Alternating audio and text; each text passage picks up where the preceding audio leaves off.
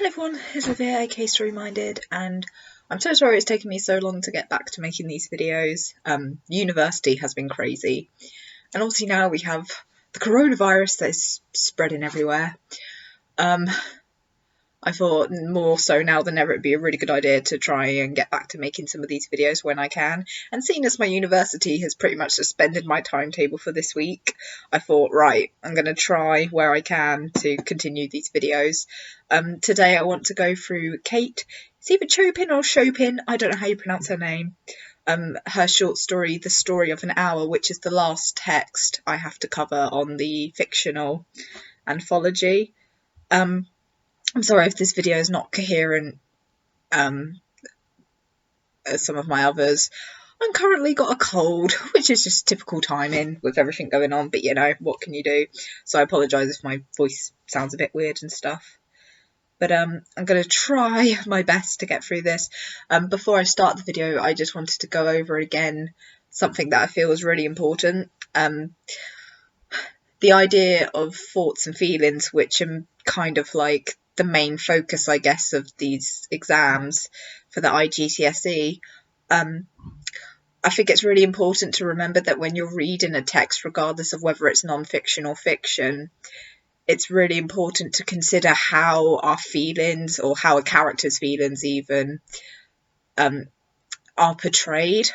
So don't forget, they can be portrayed not only through dialogue, they can be portrayed through actions, and there's a difference between explicit and implicit. So explicit is when something is very direct in a text. So say, for example, the narrator talks about a character and they've like balled their hand into a fist. That it's an explicit action, and it has a lot of associations of being a very aggressive action, whereas an implicit version of an action could be a character locking a door before they go into a confrontation scene. So that's like an implicit kind of act of aggression because they're trapping another character in place. And in terms of thoughts, I think sometimes some people might struggle when reading a text that's narrated by a third person. So third person narration, because they then feel like, well, how do we get the thoughts from this character? But there's, sorry, I am suffering, as you can probably tell. In another video, I started talking about focalization, which is a bit of a higher concept. It's something that I learned at university. And as always, if anything I say in this video isn't clear, please feel free to leave a comment. I'm happy to answer questions. But it's that idea that a narrator can embody and it can take on the characters that they're narrating. They can take on their thoughts and feelings. It's just something you have to watch out for in a text. Anyway, let's get started with, I'm just going to keep pronouncing her as Kate Chopin. That's probably wrong, but she is I'm going to do the context first. She is a late 19th century writer, so we're dealing with the late 1800s, and I love history, but I'm not an expert on key dates and stuff like that. But I'm pretty sure that is heading towards the end of the Victorian period, because 1900 something, I can't remember the specific date, is when Queen Victoria died. She reigned for 60 years. So we know that we're kind of heading towards the turn of the century, and we're heading towards the end of the Victorian era, which obviously has a lot of etiquette rules for the upper classes, and a lot of classism and snobbery and all those wonderful things and conventions that people had to follow. So she's a female author, pioneer, feminist. She's an American author of short stories and novels. Her stories were daring as she challenged the traditional notions of married life. So obviously the idea that in a married relationship back then, and it's sometimes still present in particular Orthodox cultures, this idea that the woman has to be subservient to her husband. She has to obey her husband. She has to follow his lead. She's meant to be like, for the Victorian period in particular, she's meant to be the angel of the home and like keep home and keep house and like host tea parties for like if she was a upper middle class or a middle class woman trying to reach the upper class system. The The women in her stories are often portrayed as being trapped, unhappy in their marriages, which obviously that's a very radical statement to be making. And her books were banned from libraries, so we already know that surrounding this author there's issues of censorship, and that she was obviously heavily criticised for the stories that she was writing. And as I mentioned, she's an early feminist writer who is known for her honest depictions of women's lives. So she's not sugarcoating anything. She's not trying to paint the picture that the patriarchy wants. She is writing these stories to say it's not as clear cut as you're making it out to be, which I always think is inspiring and great. So the story for this the story that is in this anthology is The Story of an Hour, and it was first published in Vogue 1894. So Vogue is traditionally like a magazine, and that was when it was most popular. And it's about a woman's reaction to being told her husband has died in an accident. Before I go into the story or start reading it, I've got the pictures on my phone. The condensed form of the short story, it reflects the title, because it's a short story and it's called The Story of an Hour. So the actual short story is taking place over a very brief moment of time. So that's something to bear in mind in terms of a potential analytical point to make. Sorry, I'm just going to get the pictures up. Where's the beginning? Okay. So I'm just going to try and read paragraph by paragraph and work out which bits I have linked these with. So, knowing that Mrs. Millard was afflicted with a heart trouble, great care was taken to break to her as gently as possible the news of her husband's death.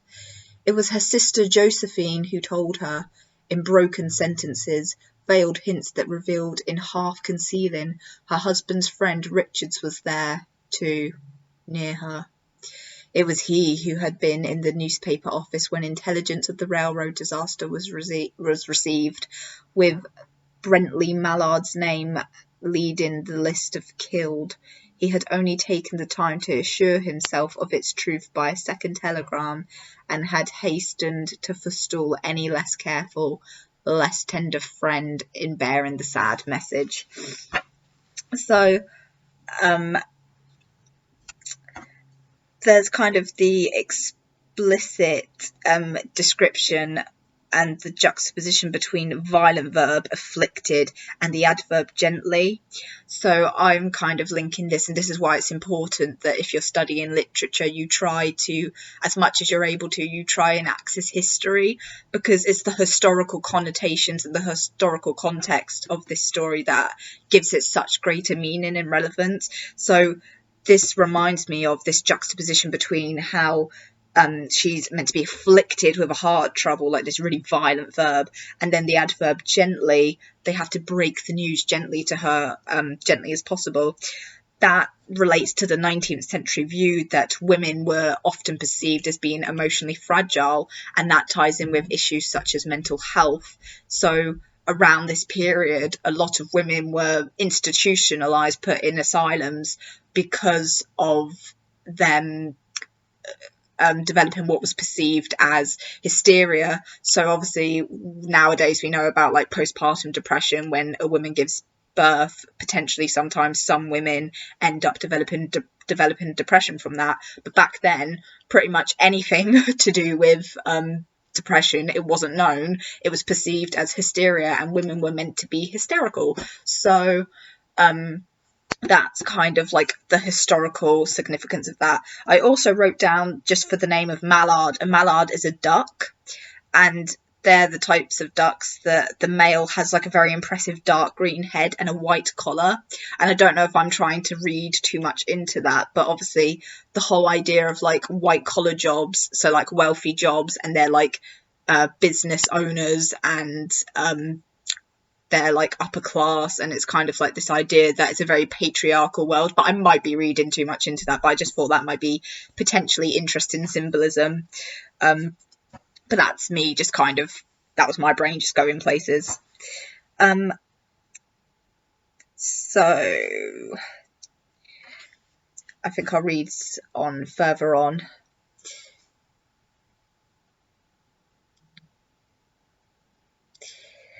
She did not hear the story, as many women have heard the same, with a paralysed inability to accept its significance. She wept at once, with sudden, wild abandonment in her sister's arms.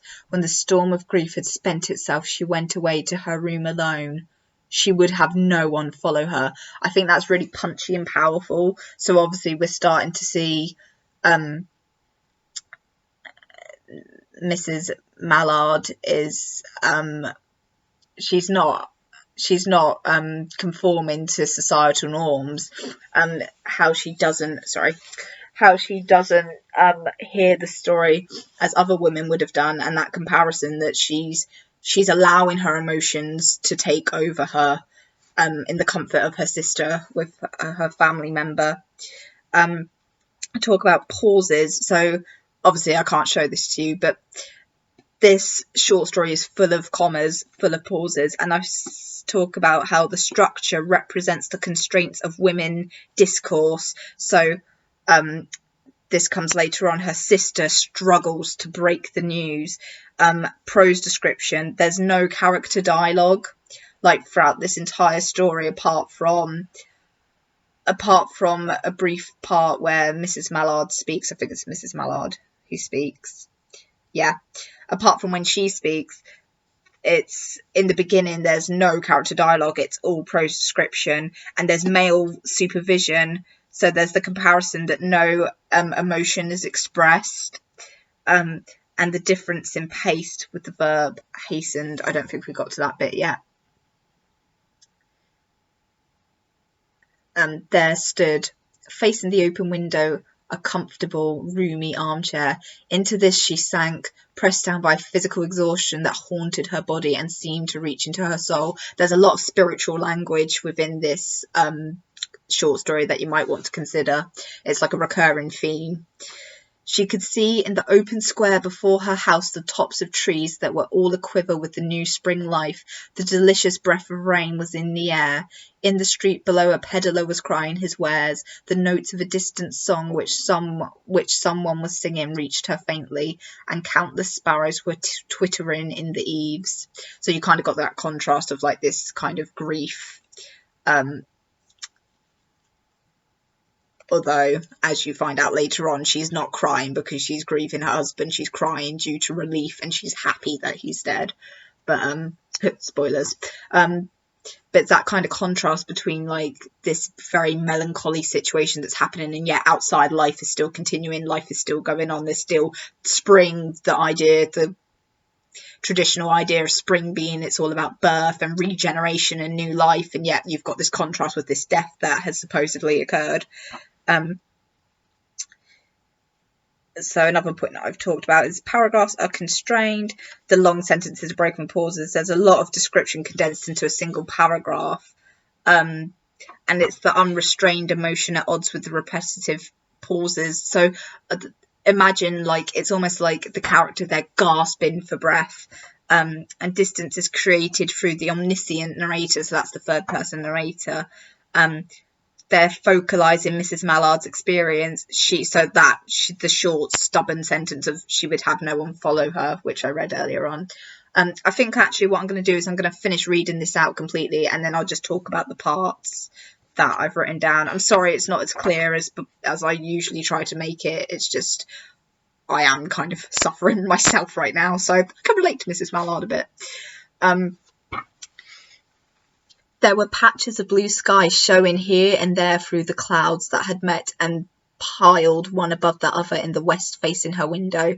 She sat with her head thrown back upon the cushion of the chair, quite motionless, except when a sob came up into her throat and shook her, as a child who had cried itself to sleep continues to sob in its dreams. So once again, very much a historical view of women, that women were more so, they weren't viewed as children necessarily, but emotionally they were more vulnerable, or perceived to be more vulnerable and fragile. And it's the idea that a woman couldn't have too much emotion, even with things as like intimate relationships, it was perceived that women, they didn't have the capacity to like love and feel passion and all these kinds of ideas. And it's like, whoever came up with it? Probably men. Not to be a radical feminist, but the patriarchs of the time, probably.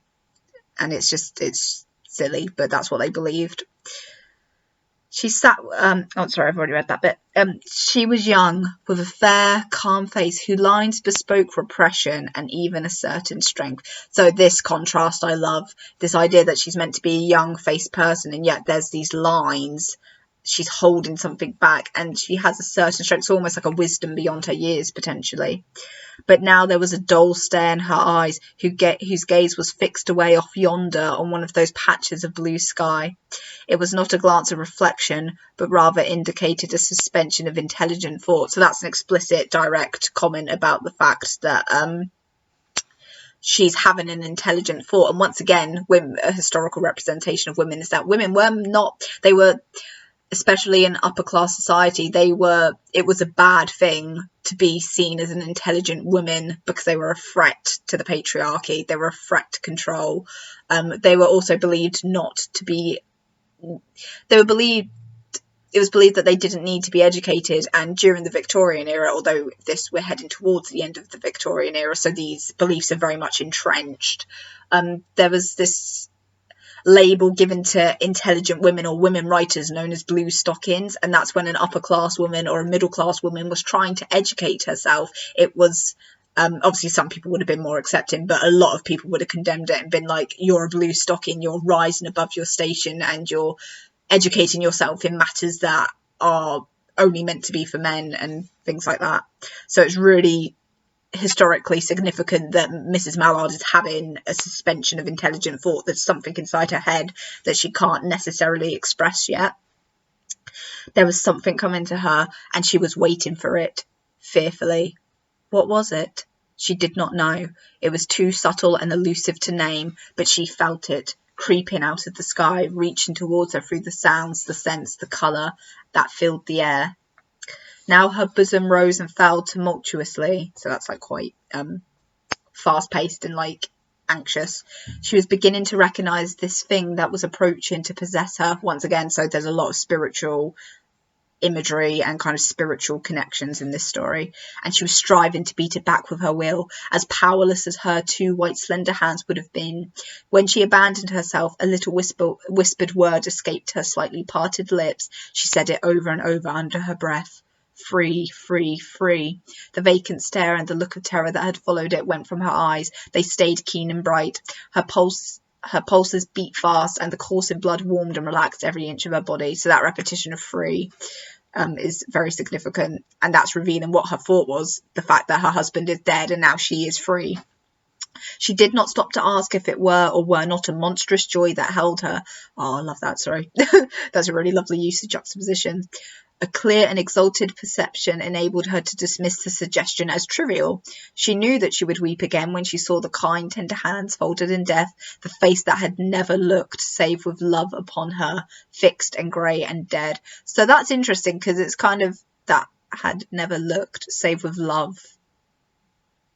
The face that had never looked save with love upon her. So I can't work out that sentence. It might be where I'm ill, but I'm trying to work out if that means he never looked at her with love, but I think it means that he did look at her with love. So I don't think he's abused her in any way. But she saw beyond that bitter moment a long procession of years to come that would belong to her, absolutely. Yeah, so I think it's more so that he wasn't horrible to her, but just the way the patriarch system worked, a woman wouldn't really get to make her own choices. So she's kind of seeing the, like, possibility that she will now be free, although widows were very much once again looked down upon in society, of being of no importance and kind of just, oh, you're a widow, you don't have a purpose in life anymore. And she opened and spread her arms, historically speaking, and she opened and spread her arms out to them in welcome. There would be no one to live for during those coming years. She would live for herself. There would be no powerful will bending hers in that blind persistence with which men and women believe they have a right to impose a private will upon a fellow creature. A kind intention or a cruel intention made the act seem no less a crime as she looked upon it in that brief moment of illumination. So yeah, even though he looks upon her with love, he was still obviously controlling her, because that's the way the system works. And yet she had loved him sometimes. Often she had not. What did it matter? What could love, the unsolved mystery, count for in the face of this possession of self-assertion which she suddenly recognised as the strongest impulse of her being? Free, body and soul free, she kept whispering.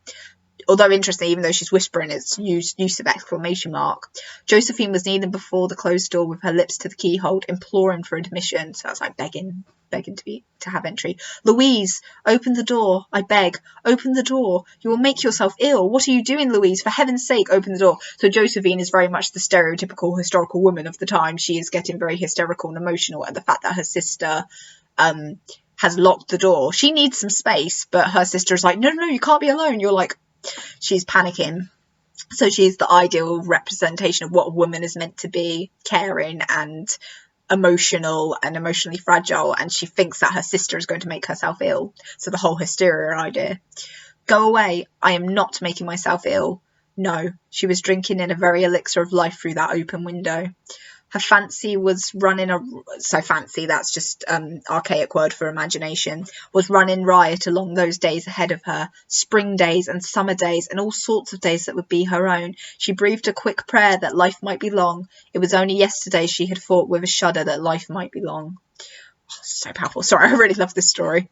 She arose at length and opened the door to her sister's importunities, so that's just like her begging. There was a feverish triumph in her eyes, and she carried herself unwittingly like a goddess of victory. She clasped her sister's waist, and together they descended the stairs. Richard stood waiting for them at the bottom. Someone was opening the front door with a latchkey. It was Brentley Mallard who entered, a little travel-stained, composedly carrying his gripsack and umbrella. He had been far from the scene of the accident, and did not even know there had been one. He stood amazed at Josephine's piercing cry, at Richard's quick motion to screen him from the view of his wife. But Richard was too late. When the doctors came, they said she had died of heart disease, of the joy that kills, which is really powerful, because we actually know the reason why her heart is given out is because she obviously has this underlying heart condition. That's not just hyperbole. That's not just to say, oh, women are hysterical and weak. She actually does have an underlying heart condition. But we know, or it seems to suggest from the story, that actually we're the only one privy to her actual thoughts and feelings, and we know that she's died from the shock that her husband is actually alive, because she was envisioning this life that she could have, and she thought she was free, and yet her husband turns up at the door, and it's not the joy that kills, it's not the relief that her husband is actually well and alive, it's the disappointment and the, oh my god, he's alive, I'm not actually going to be able to live my life the way I wanted to. So it's a really powerful story, very radical for the time, but very powerful. Now I'm just going to go through the notes that I have. So the setting throughout it, we have blue sky, the spring. They're very subtle. Well, there's also more subtle than that. But even the window, the open window, there's subtle connotations of freedom. We have the anticipation with the verb, like a quiver, when it talks about like the birds and the trees and everything, like it's all a quiver with life. The concept of rebirth, juxtaposition of spring and the husband's life that I mentioned earlier. There's still a separation between the domestic sphere of the female and the public sphere of men. So in the Victorian era, they believed in different spheres, and the women belonged to the domestic sphere, staying at home, hosting dinner parties, and then the public sphere, the men going out into the working world and like making trade and making money. And its life continuing incorporates the multiple senses. So like when you have the sounds and the actions of like merchants selling their wares on the street. Prophetic fallacy, the positive outweighs the negative, so we have hope and the blue through the clouds, so even when it's cloudy the blue is coming through. The simile shows her vulnerability, strength to not let others see her. Women were expected to show emotion, and kind of the toils and the strain of married life is kind of throughout this. the rhetorical questions show that she's actively thinking. Women weren't expected to think for themselves. That wasn't something that was necessarily required of them. And obviously, even throughout history, there will always be those exceptions. I mean, that's why we have pioneers and why we have amazing women and amazing men. But it's just that the social norm of the time was that women weren't expected to think for themselves. Longer paragraphs as her anxiety builds is a structural shift that you can see. Spiritual imagery that I've mentioned before, and the possession is negative, so she's quite fearful that she's having these thoughts. She's aware that they're out of the norm. Childlike, slender, that's once again highlighting how she's meant to be perceived as vulnerable, fragile, weak. The repetition of free, free, free, it's relief, it's explicit physical descriptions. And then we have the implicit subtle repercussions is the subtle repercussions of, like, she's relieved her husband is dead, because that's a very dangerous force at the time to have. Because if someone was checking on you and you were happy and you were living your life and going out, they would probably admit you to an asylum, because they'd be like, she is mentally unstable because she is showing no grief. She's showing relief that her husband is dead, so she would just be taken away to an asylum, because that wouldn't be perceived as normal. And like the longer sentences, once again, it shows her reflection and honesty through the narrative voice. It's not malicious, as it acknowledges he was a kind man, but elated that she will have control over her life. And the short, snappy is honest, once again. And it's the juxtaposition of thoughts as opposed being able to voice these out loud. So that's what's really powerful about this short story. The majority of her thoughts, apart from her like free body and soul and all that, everything is passive, everything is internal. So it's only through the narrative voice that she's able to voice, like, these are thoughts inside her head. She's not allowed to voice them out, because if she went to her sister, I'm really looking forward to living my life, her sister will be like, well, that's not normal. So it's this like constant tension between the text, which makes it so powerful. The sister has a lot of prayer imagery where she's kneeling outside her sister's door, trying to desperate, submissive, the caring traditional role, she's trying to get her sister out. A very emotional dialogue, imperative response, because she's like, open the door, and the use of metaphor. It's kind of bound up with that emotional language once again. Alliteration, liberating, running riot. So yeah, the alliteration kind of adds to that liberation sense, because it's running riot. Reversal, mirrored phrase, what was I on about?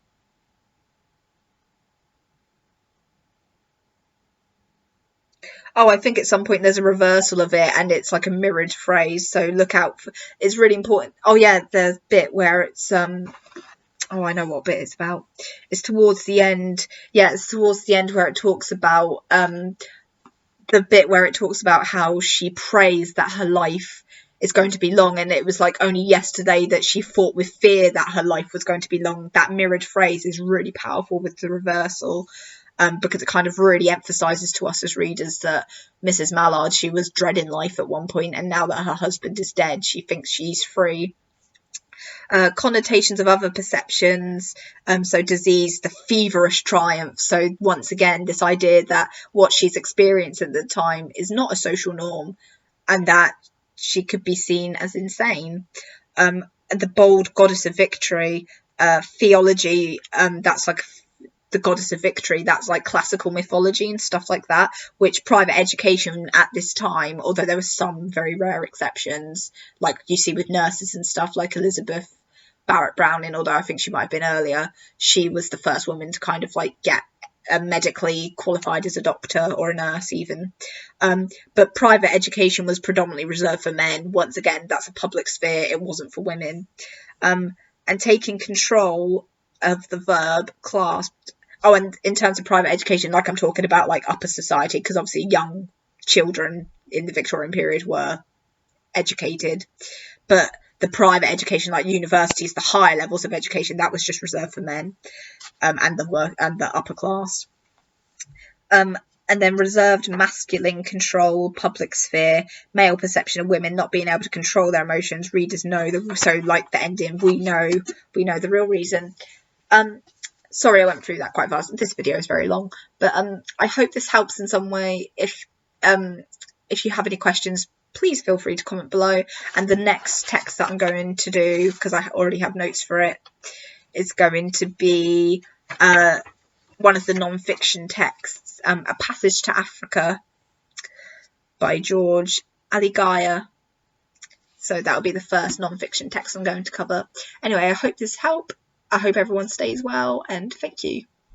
Bye.